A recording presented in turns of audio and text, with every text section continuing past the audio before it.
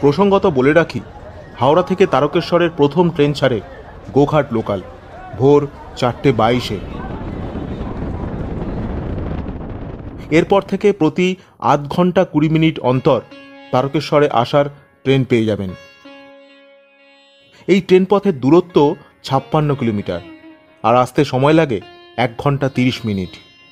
এবার আমি স্টেশন থেকে বেরিয়ে সোজা চলেছি মন্দিরের দিকে। তারকেশ্বরের পূর্ব নাম ছিল তারেশ্বর। এই অঞ্চলটি হুগলি জেলার চন্দননগর মহকুমার অন্তর্গত বাংলার একটি প্রসিদ্ধ শৈবক্ষেত্র হিসাবে খ্যাত। যে মন্দিরে আজ আপনাদের নিয়ে চলেছি সেখানে অধিষ্ঠিত স্বয়ম্ভু শিব ভক্তদের কাছে তারকনাথ নামে পরিচিত, আর সেই থেকেই এই সমগ্র অঞ্চলটির নাম হয়েছে তারকেশ্বর। মন্দিরের পশ্চিম দিকে রয়েছে শিবগঙ্গা, যা দুধপুকুর নামে খ্যাত। মানুষের বিশ্বাস, এই পুকুরে স্নান করে বাবার পুজো দিলে ভক্তের মনস্কামনা পূর্ণ হয়। পূর্বে রয়েছে কালী মাতার মন্দির, মন্দিরের দক্ষিণ দিকে নাট মন্দির, আর এই মন্দিরের দক্ষিণ পশ্চিম কোণে রয়েছে মহান্তের রাজপ্রাসাদ। এই তারকেশ্বর মন্দিরটি বাংলার বিখ্যাত আটচালা স্থাপত্য শৈলীর রীতিতে নির্মিত, যার গর্ভগৃহে বিরাজমান স্বয়ং তারকনাথ। আর এই মন্দিরটির ঠিক পাশেই যে কালী মন্দিরটি অবস্থান করছে, তাহার শীর্ষদেশ লম্বা চোঙের মতো আকৃতি বিশিষ্ট। আর এই দুটো মন্দিরের মধ্যবর্তী স্থানে ভালো করে লক্ষ্য করলে দেখা যায় প্রাচীন তারকেশ্বর মন্দিরের ভগ্নাবশেষের কিছুটা অংশ আজও রয়ে গিয়েছে শেষ চিহ্ন স্বরূপ। আজ থেকে আনুমানিক 300 বছর আগে ইতিহাসে বর্ণিত আছে, তারকেশ্বরের সাথে রামনগর নামক একটি স্থান অতীতে সংযুক্ত ছিল। বারাণসী থেকে এই স্থানে এসেছিলেন কেশব হাজারি নামক এক ব্যক্তি। জানা যায়, অযোধ্যার নবাবের অত্যাচারের হাত থেকে বাঁচতে সপরিবারে তিনি এখানে চলে এসেছিলেন। সেই কেশব হাজারির ছিল 2 পুত্র, বিষ্ণুদাস ও ভারমল্ল, আর ভানুমতি নামে তার এক কন্যাও ছিল। কিন্তু সেকালে জঙ্গলাকীর্ণ এই রামনগর সহ তারকেশ্বর ছিল মুর্শিদাবাদের নবাবের অধীনে। ক্রমে বিষ্ণুদাস ও ভারমল্ল উক্ত অঞ্চলে নিজেদের মালিকানা কায়েম করে কর আদায়ের চেষ্টা করলে নবাবের সৈন্য তাদের বন্দী করে। জানা যায়, বিষ্ণুদাস ছিলেন একজন নিষ্ঠাবান বিষ্ণুর উপাসক। মুর্শিদাবাদের নবাবের কারাগারে বিষ্ণুদাস ভগবান বিষ্ণুর কৃপাধন্য হয়ে কিছু অলৌকিক শক্তির প্রদর্শন দেখান, আর নবাব এই ঘটনায় প্রীত হয়ে সেই 2 ভাইকে মুক্ত করে দেন, সাথে বালিগড়ি ও মোহনবাগান পরগনার রাজস্ব আদায়ের দায়িত্ব অর্পণ করেন।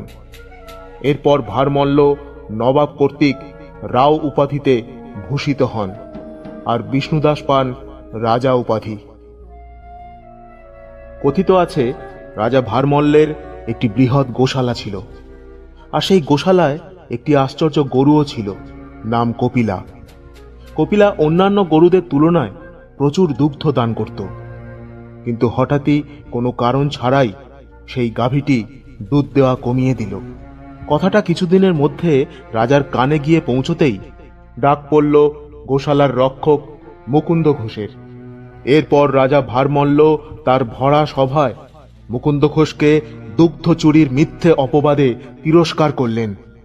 এমন অপমানে মর্মাহত মুকুন্দ ঘোষ রাত জেগে গরুটিকে পাহারা দিতে লাগলেন, আর মনে মনে ভাবলেন, যদি কোনোভাবে চোরকে সে ধরতে পারে তাহলে তাকে রাজার কাছে নিয়ে গিয়ে উচিত শিক্ষা দেবেন। কিন্তু রাত গভীর হতেই মুকুন্দ ঘোষ দেখল তাদের প্রিয় গরু কপিলা তীর বেগে গোশালা থেকে বেরিয়ে জঙ্গলের দিকে ছুটে চলেছে। সাথে সাথে মুকুন্দ ঘোষও দৌড়ালো সেই গরুটির পিছনে। দুজনেই তখন পরিত্রাহী ছুটে চলেছে সেই গভীর জঙ্গলের মধ্যে দিয়ে। এরপর সেই জঙ্গলের মধ্যে একটি স্থানে মুকুন্দ ঘোষ দেখল তাদের পোষ্য গাভী কপিলা একটি শিবলিঙ্গের দুপাশে 2 পা দিয়ে দাঁড়িয়ে তার মাথায় দুগ্ধ নিঃসরণ করে চলেছে। পরদিন সকালে মুকুন্দ ঘোষ তার দেখা সমস্ত ঘটনার কথা রাজাকে জানালেন।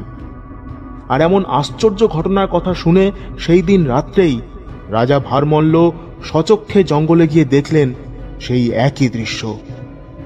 তৎক্ষণাৎ এমন দৈব ঘটনার গভীরতা উপলব্ধি করতে না পেরে রাজা কপিলাকে গোশালায় বেঁধে রাখার আদেশ দিলেন, যাতে সে জঙ্গলে গিয়ে অযথা তার সুমিষ্ট দুগ্ধ অপচয় না করতে পারে। ইতিমধ্যে সেই সুদূর উত্তর ভারতের উত্তরাখণ্ড থেকে বাংলায় শৈব ধর্ম প্রচারে এসেছিলেন যোশী মঠের সন্ন্যাসী মায়াগিরি।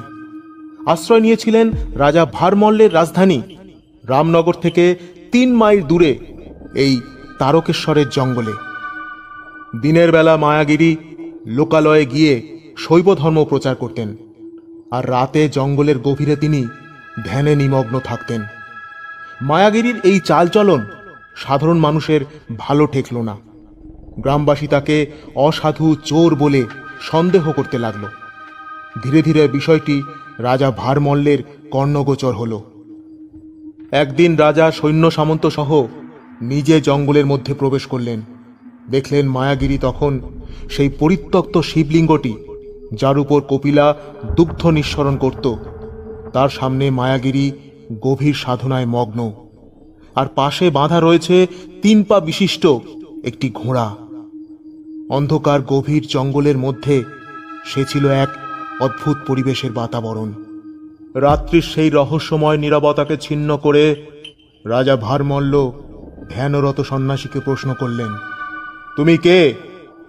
এই জঙ্গলের মধ্যে তুমি কি করছো? ধ্যান ও মগ্নতা ভেঙে সন্ন্যাসী চোখ খুললেন। রাজার প্রশ্নের উত্তরে তিনি বললেন, मैं मायागिरी नाम का एक तपस्वी सन्यासी हूं। यहाँ पे मैं देवादिदेव महेश्वर की पूजा करता हूं। রাজা বললেন, আর এই আশ্চর্য 3 পা বিশিষ্ট ঘোড়াটা কি তোমার? মায়াগিরি বললেন, হ্যাঁ, ये मेरा साथी। রাজা তৎক্ষণাৎ ব্যঙ্গ করে বললেন, তোমার সাধনায় এই ত্রিপদ পঙ্গু অশ্বের কি প্রয়োজন জানতে পারি কি? মায়াগিরি তখন একটি কথাও বলিলেন না। রাজা পুনরায় বলিলেন, যদি তুমি এই 3 পা বিশিষ্ট অকর্মণ্য ঘোড়াটার পিঠে চেপে ঘুরে আসতে পারো, তাহলে আমি তোমাকে ছেড়ে দেব। আর যদি না পারো, তোমাকে দুষ্ট ব্যক্তি বলিয়া কঠোর থেকে কঠোরতর শাস্তি প্রদান করিব। প্রত্যুত্তরে মায়াগিরি দৃঢ় কণ্ঠে বলিলেন, यदि महेश्वर की कृपा हो तो अपंग भी हिमालय पार कर सकता है। चल मेरे भोले, जय शिव शंभु, जय बाबा तारकनाथ। দেখতে দেখতে উপস্থিত সকলের সামনে ঘোড়াটি তীর বেগে বাতাসে যেন মিলিয়ে গেল। রাজা বিমূঢ় দৃষ্টিতে তাকিয়ে রইলেন। এক্ষুনি চোখের সামনে কি ঘটল তা বুঝে ওঠার আগেই পরক্ষণেই সেই সন্ন্যাসী ঘোড়ার পিঠে চেপে আবার ফিরে এলেন। এবার রাজা বুঝতে পারলেন তিনি কোনো ভণ্ড সন্ন্যাসী নন, ইনি হলেন স্বয়ং সিদ্ধ পুরুষ। তৎক্ষণাৎ রাজা ভারমল্ল নতজানু হয়ে মায়াগিরির কাছে তার কৃত কর্মের জন্য ক্ষমা প্রার্থনা করলেন। মায়াগিরি পরম স্নেহে রাজাকে শান্ত গভীর কণ্ঠে বনমধ্যে সেই শিবলিঙ্গটিকে দেখিয়ে বললেন, ये कोई मामूली सा पत्थर नहीं, वो स्वयंभू कैलाशेश्वर। यही रार देश में वो तारकेश्वर शिव रूप में प्रकट होना चाहता है। यहाँ पे एक मंदिर बनवाओ।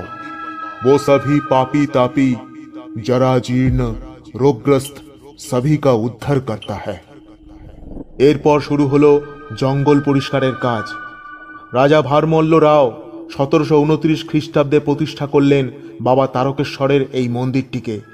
আর সন্ন্যাসী মায়াগিরির নিকট রাজা দীক্ষা লাভ করে নিজ সমস্ত বিষয় সম্পত্তি বাবা তারকেশ্বরের নামে দান করে দিয়ে নিজেকে তার সেবায় উৎসর্গ করে দিলেন। এই মুহূর্তে আমি বসে রয়েছি মন্দির পার্শ্বস্থ দুধপুকুরের ঘাটে।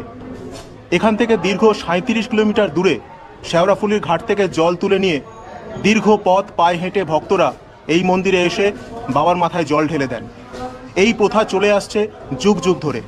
কিন্তু কেন, সেই ইতিহাস জানতে আপনাদেরকে নিয়ে যাব শেওড়াফুলির ঘাটে। শ্রাবণ মাসে তারকেশ্বরে বাবা তারকনাথের মাথায় জল ঢালতে বৈদ্যবাটির এই নিমাই তীর্থ ঘাটে প্রতি বছর হাজার হাজার ভক্তের আগমন ঘটে।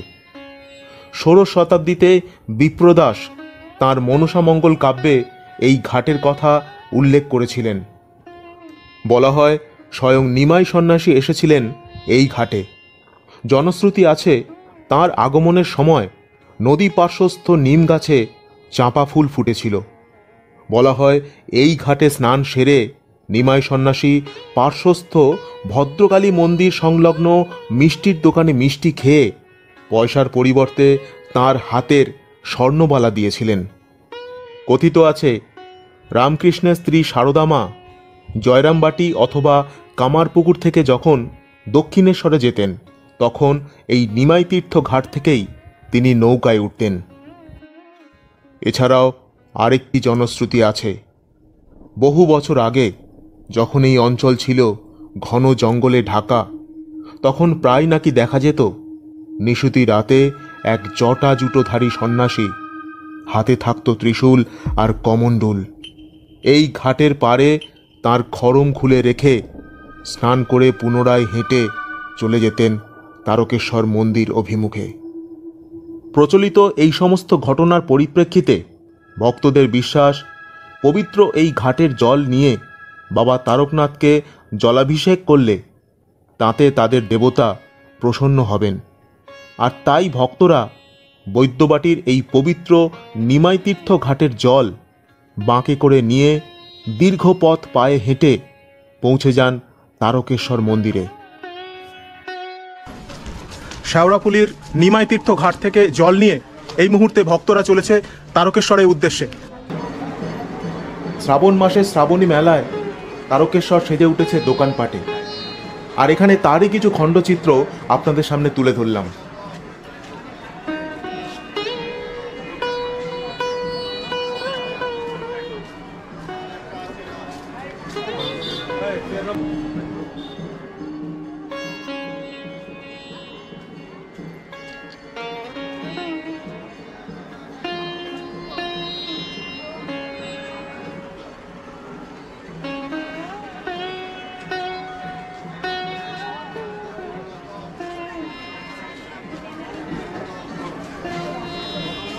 ভারতবর্ষের মধ্যে এখনও যে সকল তীর্থে প্রতিদিন হত্যা বা ধর্ণা দেওয়ার মাধ্যমে দেবতার প্রত্যক্ষ আদেশ পাওয়া যায়, তার মধ্যে এই তারকেশ্বরের তীর্থ অন্যতম শ্রেষ্ঠ।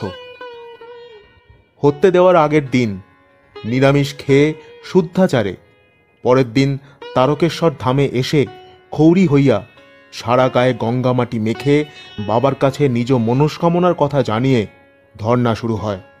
জানা যায় মারণ ব্যাধি নাশ, সন্তান প্রাপ্তি, অন্ধের দৃষ্টিশক্তি ফিরে পাওয়া অথবা বোবা ছেলের মুখে কথা ফোটাতে স্বয়ম্ভু তারকনাথ নিজে এসে ধর্ণারত ব্যক্তিকে অলৌকিক আদেশে ওষুধ বলে দেন। এমনই অলৌকিক আদেশ পেয়ে বহু মানুষ পুনর্জীবন লাভ করেছেন, যার বহু দৃষ্টান্ত এখনো বর্তমান।